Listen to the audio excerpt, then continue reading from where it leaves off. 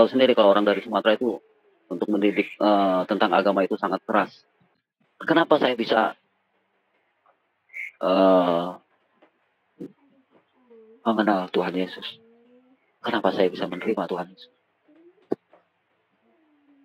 Sebetulnya Pak, dari perjalanan 7 tahun yang saya bilang, saya perjalanan 7 tahun, saya dikasih mimpi, akhirnya saya goncang dengan sholat saya. Jadi saya berpikirnya waktu itu, Yahya Waloni, saya lihat lagi kayak Ustadz Nababan. Terakhir puncaknya Pak, saya dengar Ustadz Abdul Somad. Jadi sebelumnya saya udah dengar Ustadz Abdul Somad itu bagaimana. Saya dengar Ustadz Abdul Somad itu yang ceramahnya ceritanya, ada seorang bertanya kepada saya, gitu. Bapak, saya kalau ngelihat salib itu saya gemeteran gitu. Kenapa itu Pak?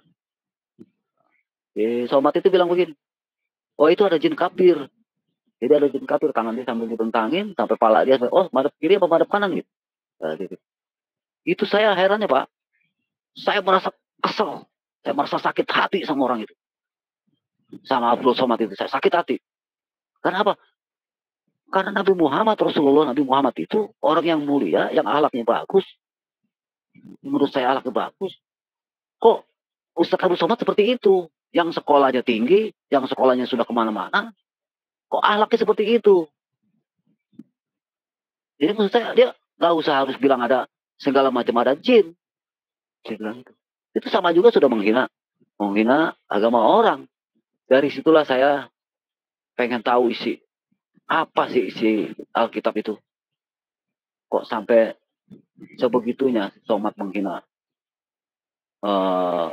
sesembahan orang. Shalom. Semoga dalam keadaan bahagia dan penuh damai. Hari ini kita akan membahas topik yang sangat menarik dan tentu saja hangat untuk kita diskusikan. Topik kita kali ini adalah sungguh menyayat hati dan mengejutkan kesaksian murtadin ini sampai terima Yesus sebagai juru selamatnya. Dalam video kali ini, kita akan menyaksikan kesaksian murtadin, berasal dari latar belakang muslim garis keras, dan pada akhirnya, singkat cerita, ia murtad dan menerima Tuhan Yesus dalam hidupnya. Masih simak videonya, semoga bermanfaat sebagai orang percaya.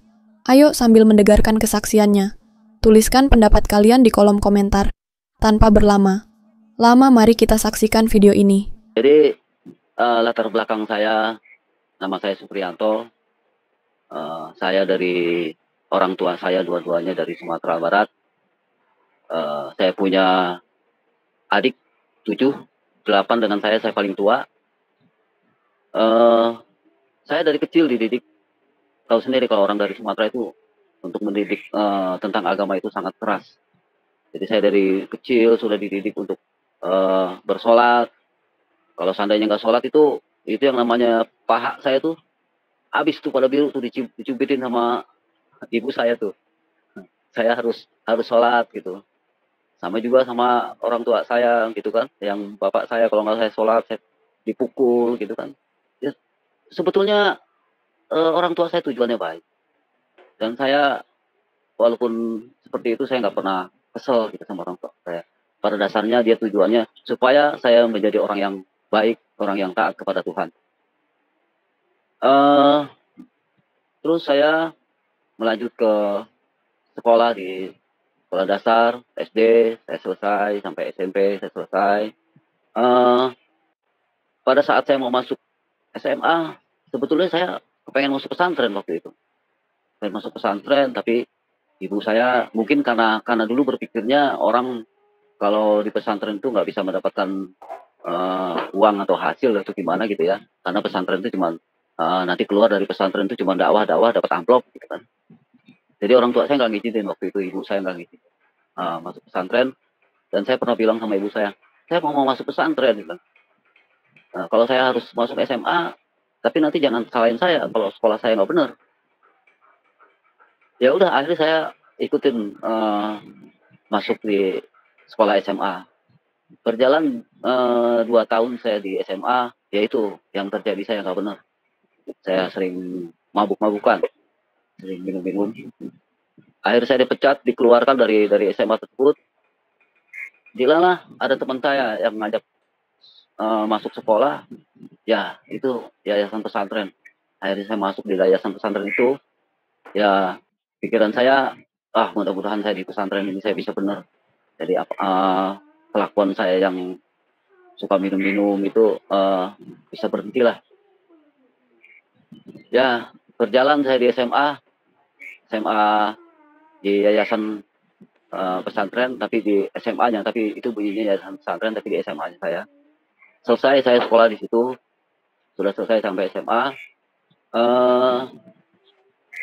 Beranjak dewasa, saya waktu di SMP sampai SMA itu saya senang sama ikut-ikut pengajian itu.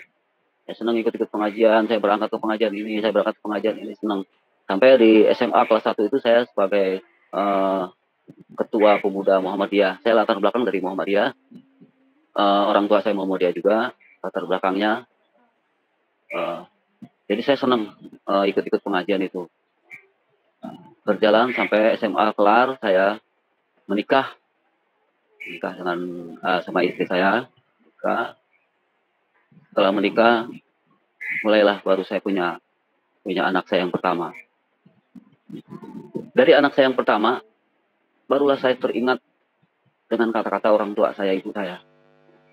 Saya itu karena saya itu bandel, jadi ibu saya pernah bilang begini sama saya, kamu ini segini bandelnya, tapi nanti lihat anak kamu. Karena memang saya bandel, Pak. Saya bilang gini, malah saya balik lagi sama orang tua saya bilang gini, ya itu mah gimana saya nanti ngurus anak saya bilang gitu. Itu saking bandelnya saya. Tapi setelah anak saya lahir, anak saya yang pertama lahir, baru teringat itu kata-kata ibu saya itu seperti itu. Ya Allah, kalau seandainya, katanya kan doa, ya waktu kalau ibu itu, perucapan ibu itu diijabah. Gitu. Jadi kalau, saya takut gitu. Kalau seandainya nih ucapan yang kemarin ibu saya bilang itu bisa jatuh kepada anak saya, dan anak saya bisa lebih bandel dari saya. Ya Allah, gimana ini saya bilang. Akhirnya rasa ketakutan saya di situ ada, Pak. Kenapa saya bisa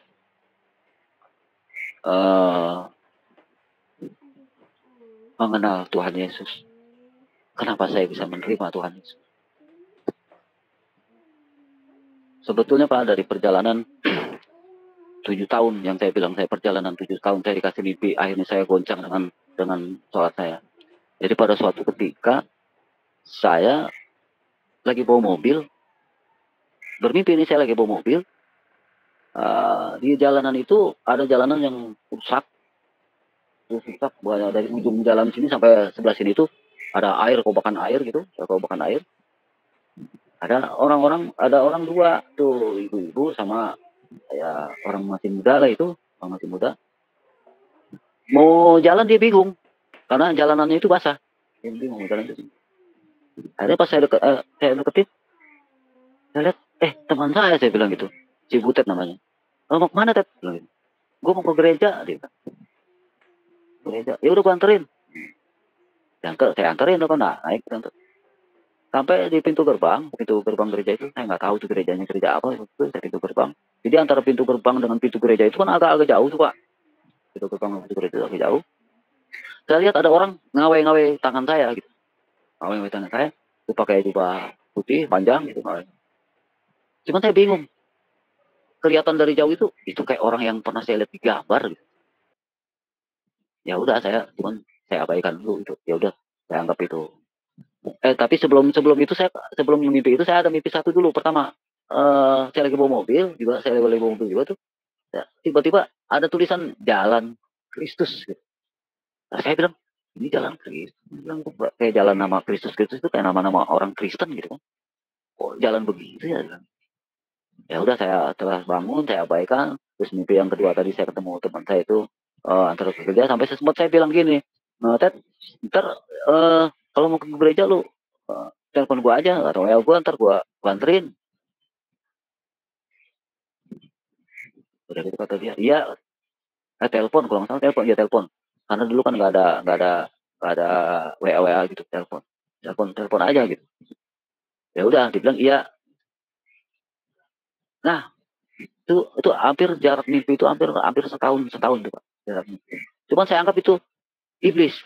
Karena saya dulu di agama Islam itu kalau mimpi-mimpi yang seperti itu ya itu datangnya dari iblis itu. Jadi saya anggap seperti itu. Tapi itulah semenjak saya ketemu itu mimpi pertama mimpi ketemu jalan Kristus, kedua mimpi dengan ketemu melihat orang yang seperti ada di gambar itu ngawai-ngawai saya. Di situ saya goncang dengan sholat saya. Tetapi eh pendamping saya itu pernah bilang gitu, bukan karena sholatnya kamu bisa ketemu dengan Allah, tapi karena imanmu, karena yakinnya. Jadi kita harus yakin. Jadi kalau kita benar-benar yakin sama Allah itu, Allah pasti ridho. Jadi kalau misalnya sholat sampai jidatnya hitam gitu sampai ini, tapi dia nggak yakin sama Allah, Allah nggak ridho. Tapi kalau kita bilang orang itu tidak yakin sama Allah pasti marah. Nah, akhirnya ketemu saya berjalan hampir setiap tahun itu saya dapat mimpi perjalanan 7 tahun. Saya ketemu lagi mimpi sama dia lagi, sama orang itu lagi di Butet itu. Saya mimpi totonya saya ada di dalam gereja gitu. Terus pas saya tengok, aku si Butet lagi. Gitu. Nah, terus saya ngelihat itu orang ada kalau nggak salah ada acara apa itu saya lupa. Saya cuma lihat bengong gitu. Oh, saya bisa ada di sini. Akhirnya bangun lagi saya. Tetap masih saya anggap itu dari iblis. Nah, yang ke tahun berikutnya saya ada bisikan. Sempurnakanlah imanmu terus tuh. Jadi sebelum ada bisikan itu, saya ada angin dulu. Gitu. Jadi kalau saya lagi kerja ngapain saya kan suka kerja saya suka nyari cacing Pak karena saya ternak ikan tuh. Jadi kadang-kadang tuh ada bisikan seperti itu. Wah, di situ saya merasa goncang tapi heran juga gitu Pak. Herannya saya karena saya udah nggak mau melayani teman-teman ada orang yang sakit gitu kan. Akhirnya ada minta tolong itu daerah Lenteng Agung waktu itu. Pak minta tolong deh, Bang minta tolong dong Bang hari itu. Ini orang udah dipanggil dukun yang udah paling terbagus di situ. Tapi ini orang nggak sembuh juga masih teriak-teriak menjerit-jerit gitu. Dalam hati saya gini Pak, ya Allah saya ini udah nggak benar saya bilang. Saya ini udah nggak sholat, udah jarang sholat. Walaupun saya tetap saya memuji, tetap hati saya itu Allah Akbar itu tetap gitu. Tapi saya apa pantas saya ini masih bisa ngobatin orang gitu. Tapi karena memang saya diminta, sampai mohon-mohon diminta gitu. Oh, saya berangkat juga. Saya sholat sunat dulu, jadi kalau sudah terdesak seperti itu Pak, namanya saya sholat sunat itu namanya sholat sunat. Kalau saya sholat sunat, saya bilang gini, ya Allah, saya ini orang yang berdosa ya Allah. Saya sudah mengingkari perintahmu ya Allah. Saya bilang. Tetapi ada orang yang minta tolong sama saya ya Allah. Atas izinmu ya Allah. Dengan air ini. Sembuhkanlah orang itu. Masih disembuhin juga Pak. Heran juga. Orang itu akhirnya sampai sungkem-sungkem. Itu orang itu Pak, sekeluarga itu, orang itu sombong. Jadi dia orang paling kaya lah di lingkungannya. Oh, kalau bawa kendaraan juga sombong. Tapi setelah saya obatin, memang dia ada kerasukan. Karena memang dia sebetulnya mau jadi paranormal. Dia jadi sering menantang-nantang jin-jin yang ada di pohonan dekat rumah dia itu, ada pohonan gede itu. Karena dia mau jadi paranormal, akhirnya dia nggak kuat ya dia seperti itu. Nah, sembuhlah dia saya syariatin, kalau dulu bilang syariatin. Sopan. Jadi so ketemu saya tuh berubah, nggak sombong lagi jadi ketemu saya. Di situ saya, walaupun saya udah nggak sholat, tapi Allah tetap mengabulkan apapun permintaan saya. Nah, itu katanya karena keyakinan saya sama Allah. Nah, tadi dari ketemu mimpi tadi yang terakhir dengan bisikan, dari situlah saya mulai sudah goncang. Nah, berjalan tuh Pak, setelah COVID ini, pas masuk COVID, kan karena saya udah goncang tuh, saya udah sholat, saya udah jarang, udah. Akhirnya saya sering main-main aja gitu kan. kadang-kadang ikut karaokean segala macam. Pas COVID itu tidak ada karaoke yang buka, akhirnya saya main HP, Pak. Saya lihat-lihat HP karena memang saya senang sama dengar-dengar dakwah-dakwah gitu. Saya senang dengar dakwah. Saya lihat tuh HP, saya lihat tuh dakwah Jaya Waloni.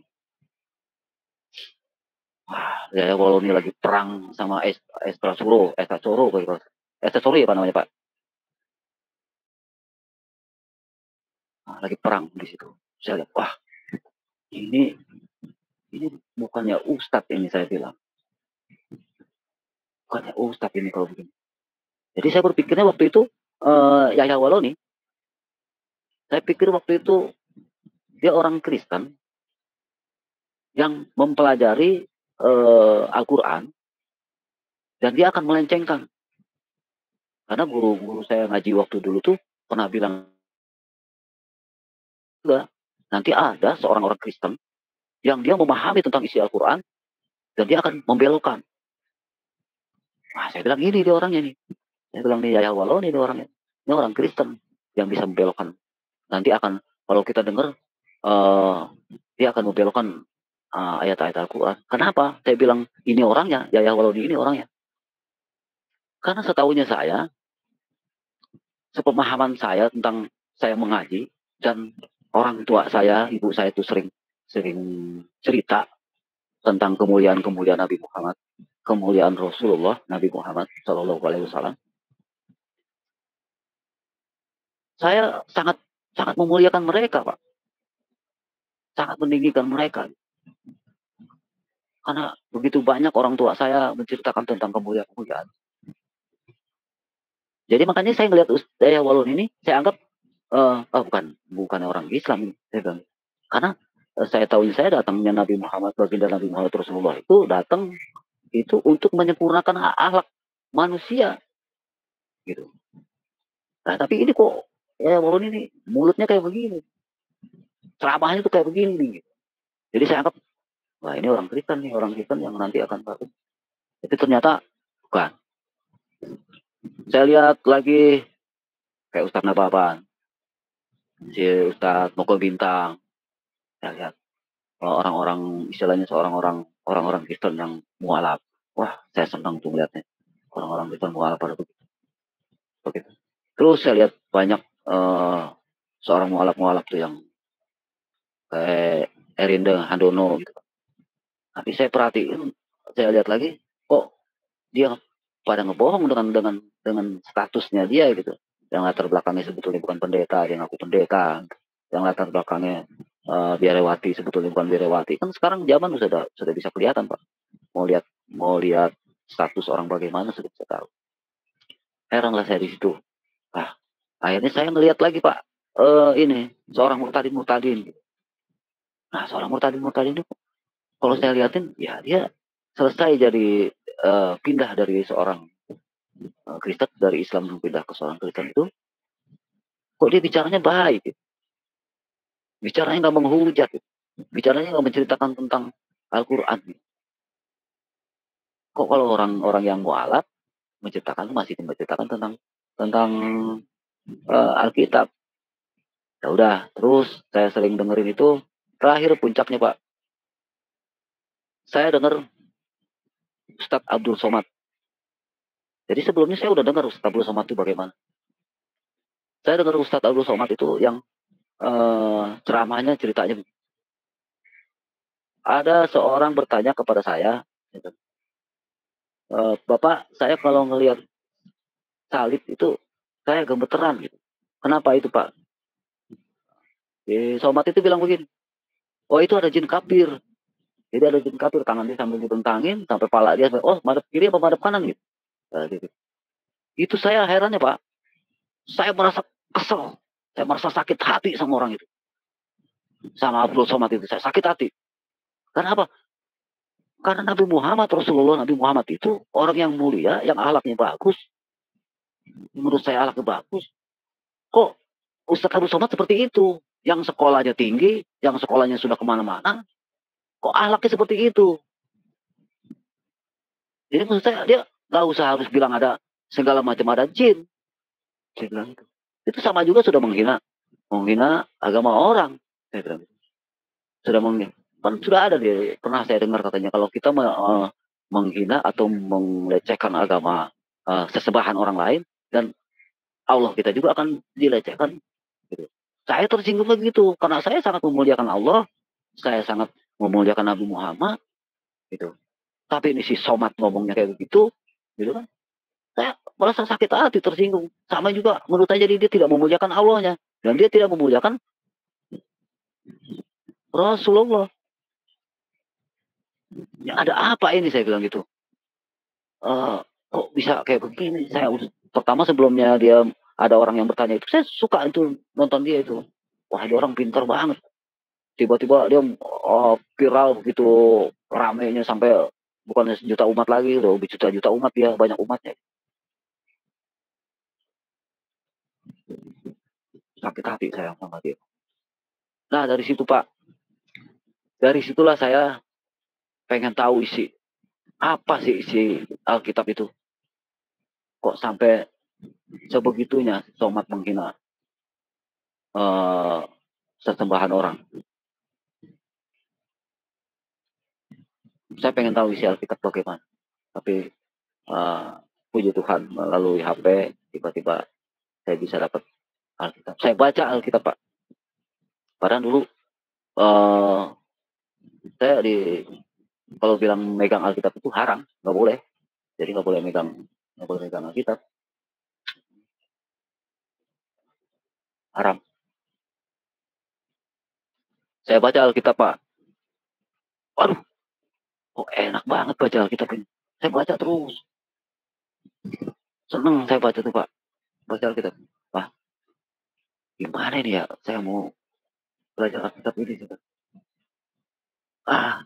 Ingat saya sama teman saya tuh, yang namanya si Butet itu. Baru ingat sama si Butet tuh. Saya telepon dia Pak. Itu kalau nggak salah udah 4 tahun yang lalu saya telepon dia. 4 tahun atau 3 tahun yang lalu saya telepon. Saya tanya sama dia, Ted, ini Ted, gue ini kemarin ada mimpi.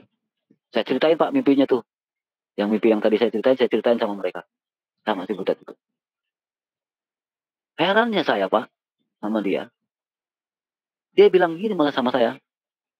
Sekarang begini aja, toh lu berdoa sama Allah lu berdoa yang sungguh-sungguh, lu berdoa sama Allah lu minta jalan yang terbaik, jalan yang benar tuh yang mana lu minta, lu mohon aja sama Allah lu. Heran saya Pak, kok dia ngomong begitu, saya bilang gitu. Kan kalau saya tanya mimpi saya dengan ustadz yang saya tahu itu kan pasti jawabannya, nah itu dari iblis, makanya saya nggak mau tanya. Mimpi-mimpi saya itu saya nggak mau tanya sama ustadz karena saya tahu. Orang saya baca hati ustadz aja saya bisa tahu. Dulu saya tanya sama dia, sama ustadz itu, saya bilang gitu. Dia malah bilang begitu. Lah kok lain, saya bilang gitu.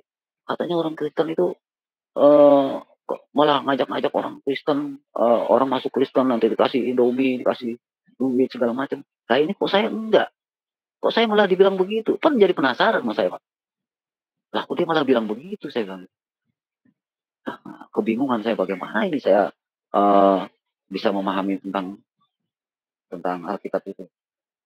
Nah, itu akhirnya saya lihat channel Pak Yusuf, saya lihat, saya ibadahnya itu saya tonton dengan ibadah lain, saya lihat lagi di di Alkitab itu. Nah, setelah itu, wah, saya mau menyatakan kalau saya mau masuk Kristen.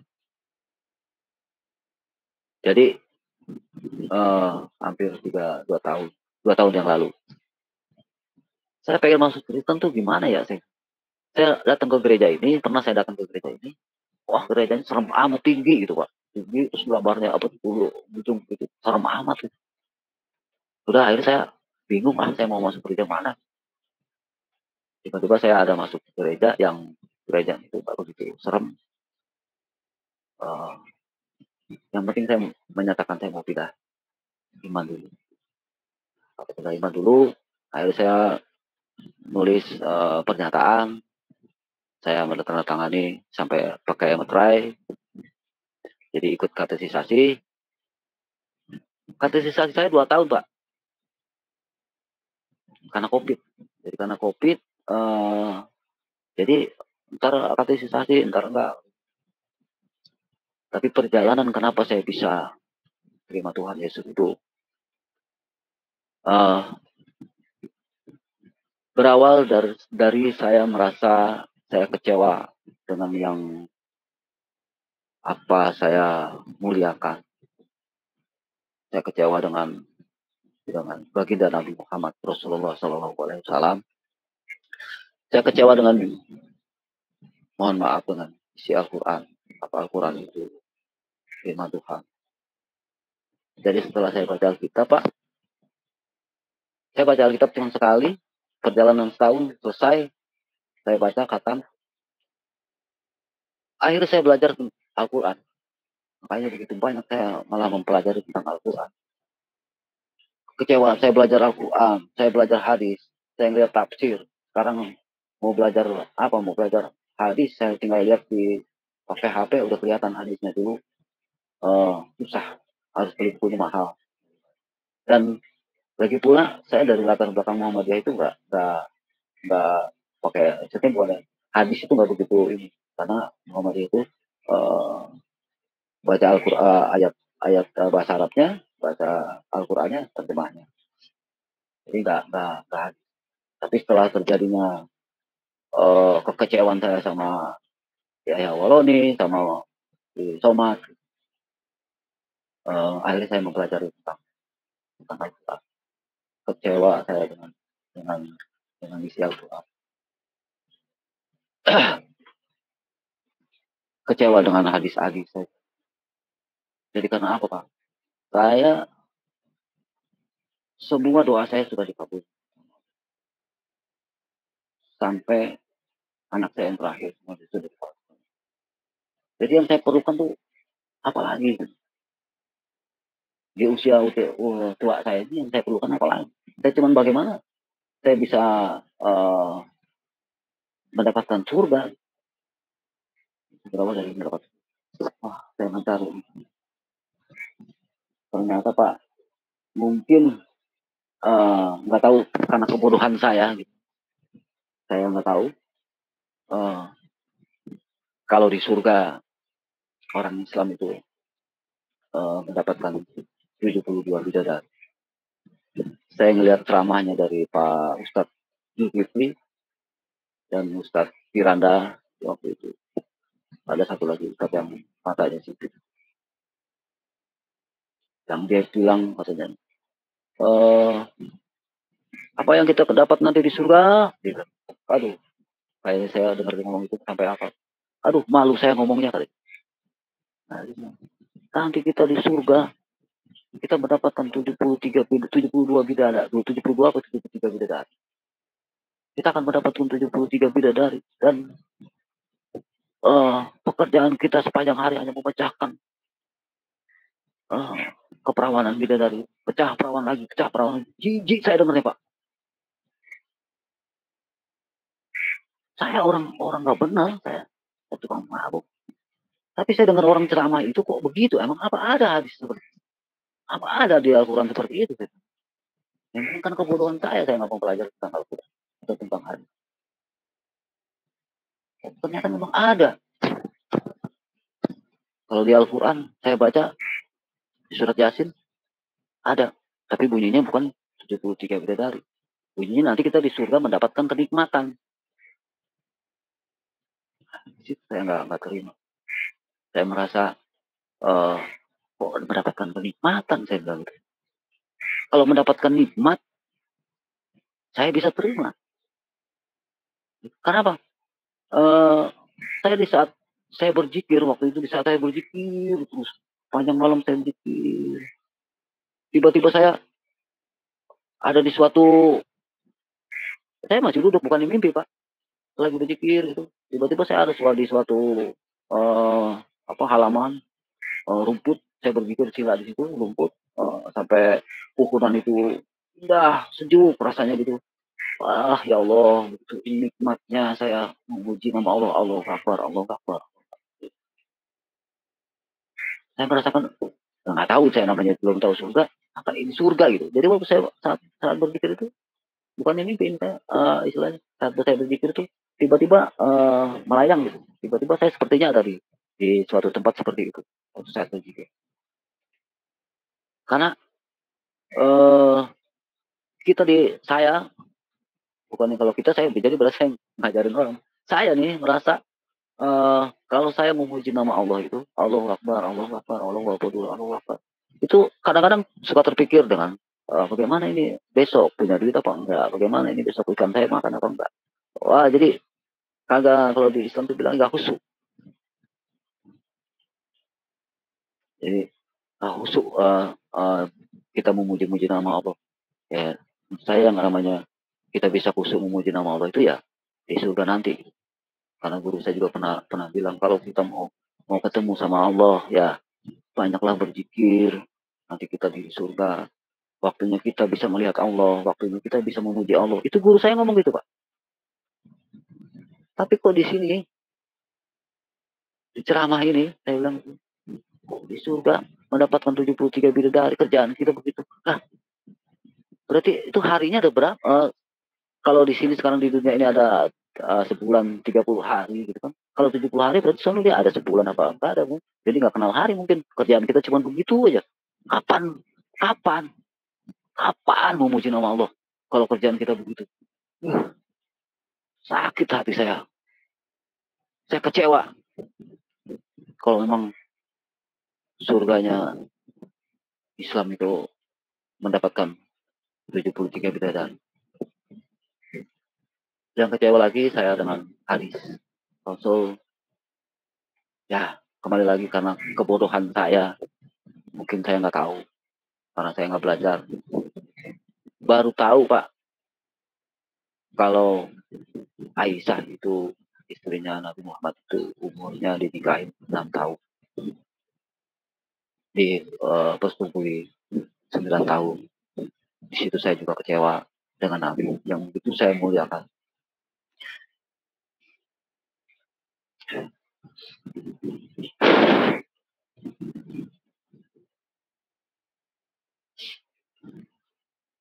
Jadi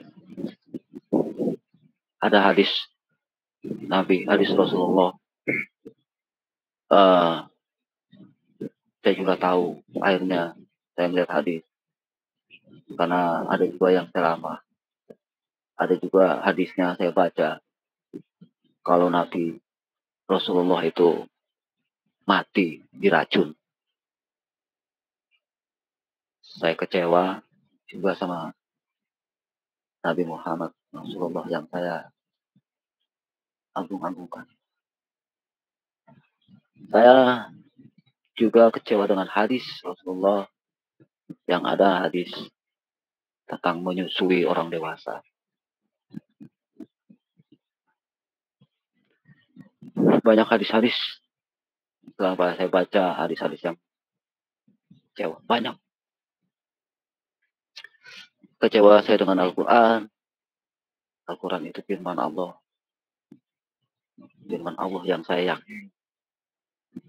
Yang saya anggap mulia. Yang saya anggap firman Allah itu Allah yang Maha Kuasa. Allah itu yang Maha Mulia. Taunya saya firman Allah itu kekal. Allah itu kekal.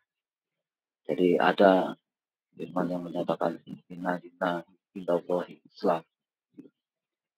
Saya juga nggak tahu waktu itu kalau bunyinya agama yang diridhoi Allah itu agama Islam. Jadi menurut pemahaman saya tentang ketuhanan, pemahaman saya tentang 99 asma Allah, Allah itu nggak menciptakan agama. Allah itu maha pengasih, maha penyayang. Allah itu tidak melihat latar belakang orang di Islam, Kristen, Cina, Allah itu mengasihi. Jadi semua itu dikasihi. Yang saya paham. Jadi Allah itu tidak membedakan apa yang Allah ciptakan. Semua dibagi. Menurut pemahaman saya tentang Allah. Saya kecewa dengan isi Al-Quran yang menyatakan perangilah orang Nasrani, orang Yahudi. Saya pernah tanyakan masalah itu dengan katanya itu waktu zaman perang. Ayat itu waktu zaman perang. Jadi saya berpikir berarti ayat firman Tuhan itu tidak kekal. Masa firman Tuhan itu bisa ada waktunya? Firman itu bisa menyatakan itu firman waktu perang. Tahunya saya firman Allah itu ya hari ini Allah berfirman untuk selama-lamanya sampai hari kiamat. Jadi nggak ada. Jadi menurut saya itu perkataan Allah itu nggak bisa ditafsir. Nah itu dia mentafsirkan. Kan itu ada tafsir, ada tafsirkan itu zaman perang. Di situ saya nggak terima juga. Banyaklah Pak. Saya takut menjadi dianggapnya nanti melecehkan atau menghina agama Islam. Tapi sebetulnya saya hanya kecewa. Saya hanya kecewa dengan Al-Quran. Saya kecewa dengan Nabi Muhammad. Karena setelah saya pelajari, yang selama ini saya nggak pernah mempelajari tentang Al-Quran, yang selama ini saya tidak pernah mempelajari tentang hadis, setelah saya pelajari dan setelah saya lihat seorang ustadz, seorang mualaf atau seorang murtadi, saya sudah tonton semua banyak. Jadi saya kecewa. Bukannya saya apa sama Allah saya kecewa? Enggak. Bukan Tuhan itu cuma satu, Allah itu cuma satu. Jadi saya tidak kecewa dengan Allah. Akhirnya saya bisa terima Tuhan Yesus setelah saya baca kitab. Akhirnya saya merendung, saya belajar dari hasil kekecewaan saya. Saya menerima Tuhan Yesus bukannya saya dapat mimpi itu Tuhan Yesus melambai-lambai. Tidak, Pak. Saya belajar. Saya mencari jalan kebenaran. Apa yang dinyatakan Tuhan Yesus itu saya belajar dari orang melecehkan tentang Tuhan Yesus itu. Tuhannya orang Kristen itu ada 3. Itu dari situ saya kaji, Pak. Saya kaji dengan Tuhan yang orang itu menyatakan Tuhan ada 3. Karena memang dari hasil saya belajar dari guru saya yang sebelum itu kan namanya mengkaji diri. Pada waktu itu saya mengkaji diri, hanya mengkaji diri saya. Mengkaji diri saya nih. Jadi kalau saya misalnya, saya bisa tahu kalau orang itu mengatakan itu sesat, lu sesat, orang agama itu sesat, atau aliran itu sesat. Berarti kalau mulut kita bilang itu sesat, berarti kita sesat.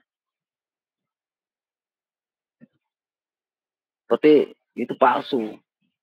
Kitab itu palsu. Berarti kitab yang dia pegang itu palsu.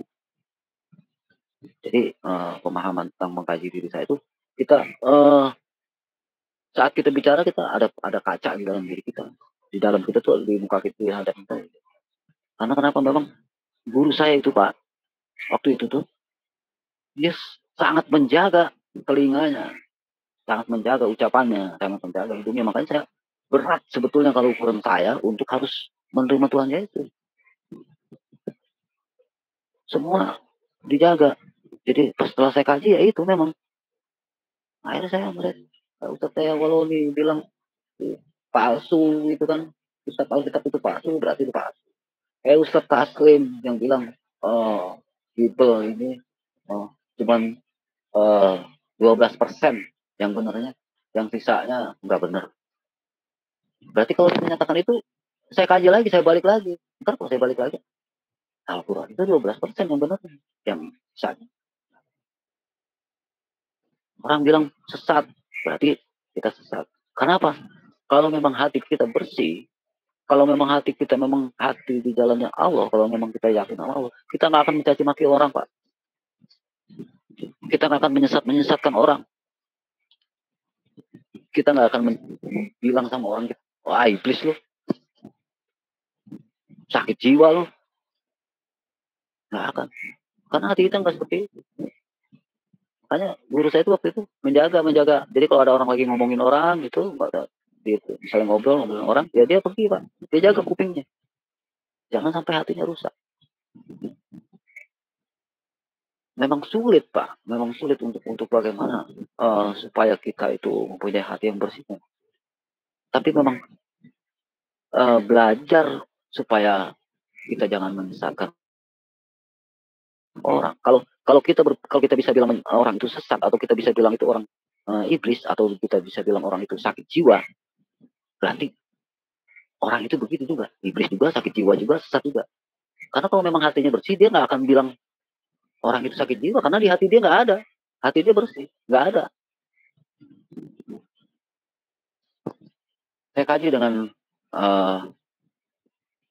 sesembahan orang Kristen 3.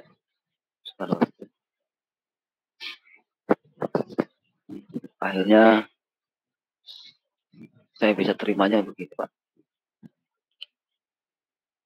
Di Islam memang Allah itu tidak kelihatan dan tidak mendengar, tidak bisa didengar dan tidak kelihatan. Memang iya, saya imani firman wahyu Allah melalui malaikat. Malaikat tidak kelihatan. Disampaikan oleh baginda Nabi Muhammad Rasulullah Sallallahu Alaihi Wasallam. Dan dia juga tidak bisa lihat, tidak kelihatan, dan kita juga tidak boleh membayangkan bagaimana wajah Rasulullah. Tidak boleh. Tanpa disadari sebetulnya dia juga 3 Pak. Di situ ada Allah, di situ ada malaikat, di situ ada baginda Nabi. Karena terjadinya bisa terbentuk sebenarnya terbentuk Al-Quran ini karena Allah memajukan sama malaikat, disampaikan sama baginda Nabi Muhammad Rasulullah Sallallahu Alaihi Wasallam, terjadilah Al-Quran ini. Yaitu kalau dikaji, karena orang Islam itu menyatakan sesembahannya orang Islam itu, orang Kristen itu 3, tanpa disadari sebetulnya itu juga 3. 3 jadi 1. Allah, malaikat, Nabi Muhammad jadi 1. Karena terbentuknya ada ini, di sini ada Allah, di sini ada wahyu, ada malaikat, di sini ada Nabi Muhammad. Karena wahyu Allah itu disampaikan oleh malaikat, disampaikan lagi sampai Muhammad.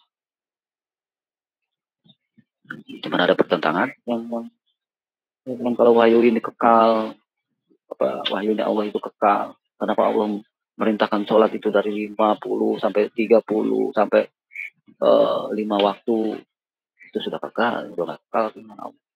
Banyak lah. Banyak sebetulnya yang saya catat Pak, kalau saya bahas tentang Al-Quran, takutnya saya salah dan saya menjadi masalah. Saya merenung tentang Allah, saya merenung tentang kenapa itu saya bisa, hati saya bisa merasa kok saya pengen terima Yesus. Jadi saya kajinya seperti ini Pak, saya pengen tahu jadi yang nyata menurut logika juga saya. Allah berfirman, turunlah firmannya menjadi manusia. Kan saya baca itu Allah berfirman, turun firman menjadi manusia. Firman itu menjadi manusia, yaitu Yesus. Akhirnya firman itu berfirman. Jadi karena memang firman itu manusia itu berfirman kepada para murid-murid. Saya bisa terima itu kok. Oh iya ya. Allah itu kan maha kuasa. Allah bisa menjadikan apa aja. Allah bisa menjadikan firman-Nya apa aja. Orang firman menjadi buku aja. Orang imani. Di situ saya, wah iya. Karena memang ini ketemu langsung. Jadi nggak ada yang saksinya ada gitu. Jadi di sebelah itu nggak ada saksinya tuh, wahyunya disampaikan nggak ada saksinya. Tapi ini ada, saya baca kita coba ada saksinya. Terus merasakan wah ini benar ini. Saya bilang ini firman. Kalau dikatakan kalimat kalimat Allah itu menjadi manusia, ya iya. Kalau saya ngeliat di Al-Quran, ya Isa masih disebutnya. Kalau di sini disebutnya bilang Yesus. Di situ saya bisa bilang, ini benar ini saya bilang. Uh, Allah itu berfirman menjadi manusia. Karena memang tujuan saya ingin mendapat surga, Kak. Saya sudah meyakinkan kalau itu memang firman yang menjadi manusia itu, saya sudah yakini itu firman yang menjadi manusia itu. Tuhan Yesus itu berfirman tidak akan masuk surga kalau tidak melalui aku. Saya berpikir, ya iya. Kenapa kalau melalui yang sebelah banyak ada dosanya, sampai dosanya juga dosa dari sekarang sampai yang akan datang sudah diampuni. Tapi ini Tuhan Yesus tidak punya dosa dan memang tidak ada dosanya sama sekali. Wajar kalau seandainya sebagai Tuhan Yesus, sebagai manusia yang sepenuhnya manusia, dia berfirman atau dia berbicara, dia yang megang kunci surga istilahnya, dan dia orang umat itu tidak bisa masuk ke surga kalau tidak melalui dia karena dia orang suci. Saya terima di situ, Pak. Setelah saya melihat cerita tentang Yesus disalib, saya baca tentang Yesus disalib, nggak tahu hati saya kenapa, Pak. Hati saya tuh nangis, keluar air mata. Saya nggak tahu kenapa saya mengatakan begitu begitu besarnya Tuhan Yesus berkorban. Dia rela mati, dia rela mati karena untuk menyelamatkan umat.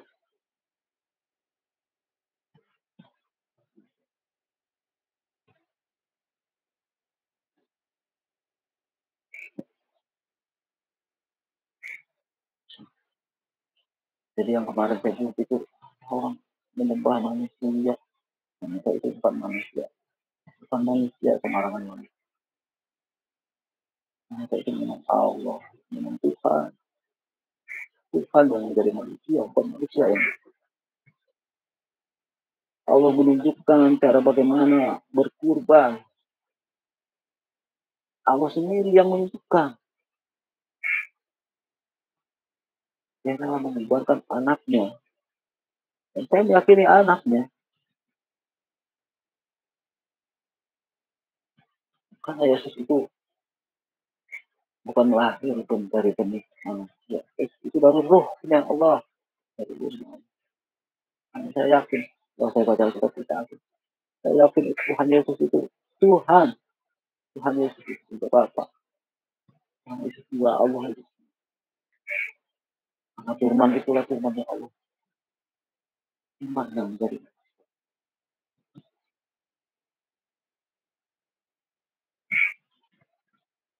Itu sering saya menangis, Pak. Saya baca Alkitab. Baca sejarah Yesus. Sekali.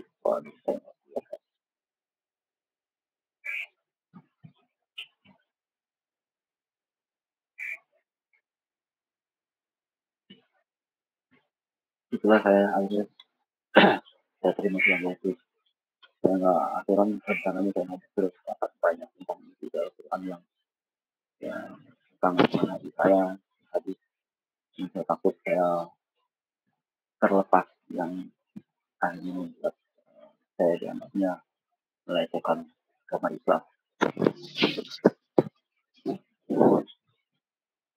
Saya sudah menjadi seorang Kristen, seorang pengikut Kristus, pengikut Yesus.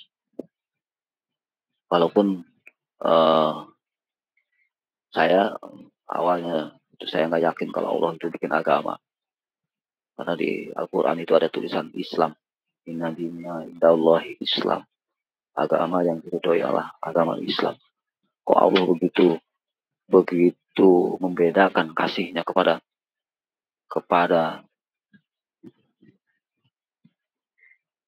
kitab yang lain. Jadi cuma hanya Al-Quran yang benar. Jadi kitab yang lain, Jabur, Taurat, Injil, itu nggak benar. Kenapa Allah seperti itu? Akhirnya saya, udah banyak lah saya kekecewaan saya. Setelah itu Pak, saya dibaptis tanggal 10 Februari. Saya dibaptis. Setelah saya dibaptis, saya begitu takut saya untuk menyampaikan semua ini kepada istri saya, kepada anak-anak saya, kepada orang tua saya, kepada adik-adik saya. Saya begitu takut walaupun di awalnya saya sudah sangat marah dan begitu kecewanya istri saya sudah merasa takut. Setelah saya dibaptis, saya menerima piagam atau semacam bukti pembaptisan saya. Saya telah menerima itu. Bingung saya bagaimana saya mau menyampaikan, dan takut saya bagaimana saya mau menyampaikan kepada anak istri saya, pada orang tua saya. Jadi takut saya rasanya. Akhirnya pas di Idul Fitri ini Pak, saya di Idul Fitri ini, saya malamnya berdoa atas nama Tuhan Yesus. Ya Tuhan, hari ini saya sangat memuji-muji namamu Tuhan. Tunjukkanlah kuasa-Mu Tuhan, supaya rasa ketakutan saya ini hilang. Saya ingin menyampaikan kalau saya ini sudah dibaptis Tuhan, kepada orang tua saya, kepada adik-adik saya, kepada istri saya, dan kepada anak saya. Saya takut Tuhan. Saya takut dia akan mencaci maki saya. Saya takut dia tidak akan sayang sama saya. Saya takut dia tidak akan menerima saya sebagai kakaknya. Saya takut orang tua saya tidak menerima saya sebagai anak. Saya takut sebagai anak saya tidak menerima sebagai bapaknya. Ya Tuhan, tunjukkanlah kuasa-Mu Tuhan.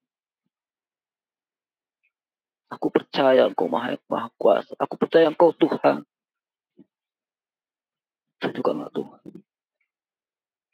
Saya berdoa atas nama Tuhan Yesus Kristus. Haleluya. Amin. Puji Tuhan Pak. Saya begitu bangga, begitu sedih, begitu hikmat saya menerima kuasa Tuhan. Di hari Idul Fitri, saya bilang mengaku kepada orang tua saya, pada adik-adik saya, kalau saya sudah dibaptis. Puji Tuhan, Tuhan tunjukkan kuasanya kepada saya Pak. Adik-adik saya yang saya anggap, yang saya pikirkan dia akan mencaci maki saya, karena pada dasarnya awalnya tuh saya ini sebagai panutan bagi mereka. Tiba-tiba dia, walaupun saya ada pertentangan, pertanyaan-pertanyaan, tapi dia puji Tuhan bisa menerima saya.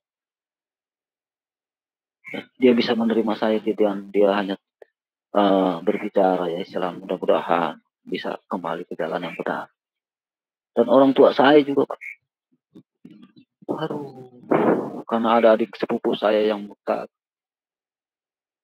bapaknya langsung mencoret namanya, usir dari keluarganya. Jadi orang adiknya wak saya itu kan bapak saya. Saya beranggapan bapak saya akan seperti itu. Sama seperti itu, karena kakaknya juga seperti itu. Ada anaknya yang murtad, anaknya diusir dan dihapus dari kakak itu, dari kartu keluarga. Tapi puji Tuhan, Tuhan melakukan kuasanya pada saya tuh. Orang tua saya begitu baik tiba-tiba. Dan dia begitu bisa menerima, walaupun hatinya sedih, walaupun hatinya hancur, dia merasa. Saya bilang kepada orang tua saya, ya papa, maafkan saya.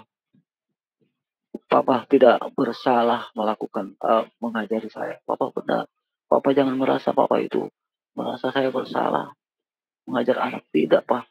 Yang saya rasakan Papa benar. Tapi maafkan saya, Pak. Kalau saya harus menerima Tuhan Yesus. Orang tua saya akhirnya hanya bisa berdoa, dan adik-adik saya juga yang lain. Ya sudah, sekarang kita doakan saja supaya kakak kita bisa balik lagi pada jalan yang benar.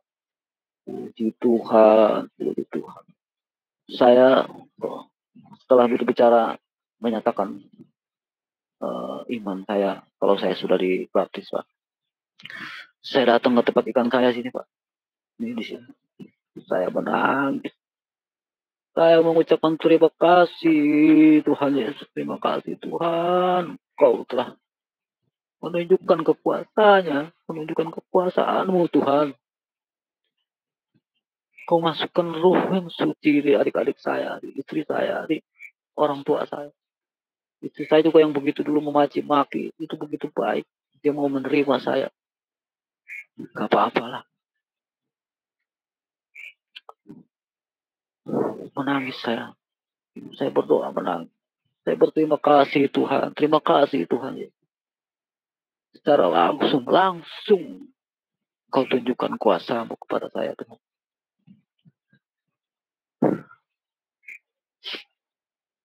Begitu saya semakin yakin. Hari ini, Pak. Hari ini.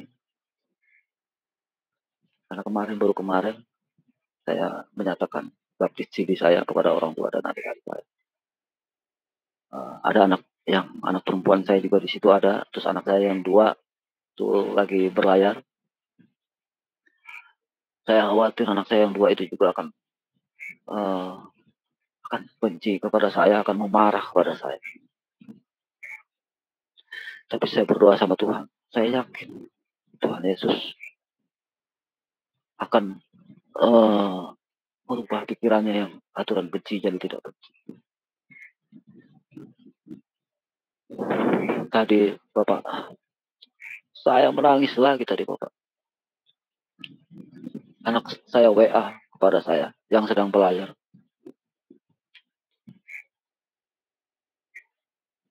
Papa jaga kesehatan. Kami anak-anak Papa 3 orang ini sangat sayang sama Papa. Kami 3 orang ini sangat bangga dengan apa yang Papa lakukan terhadap kami. Papa yang terbaik di mata kami, di mata abang dan adik-adik saya. Abang dan adik-adik sangat sayang Papa. Papa jaga kesehatan. Tuhan, Kau tunjukkan lagi kuasa-Mu Tuhan. Kau tunjukkan lagi kuasa-Mu Tuhan. Ketakutan saya takut tinggal dengan anak-anak saya. Kau tunjukkan. Anak saya masih begitu sayang sama saya Tuhan.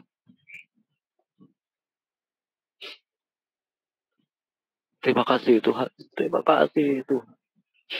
Terima kasih Tuhan. Haleluya. Amin. Itu Bapak yang bisa saya sampaikan kesaksian saya Pak. Mungkin ada lagi Bapak. Jadi, teman-teman, itulah kesaksiannya.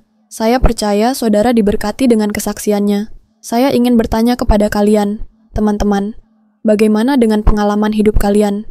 Pernahkah kalian menerima mujizat Tuhan Yesus atau mengalami kasih karunia Tuhan Yesus?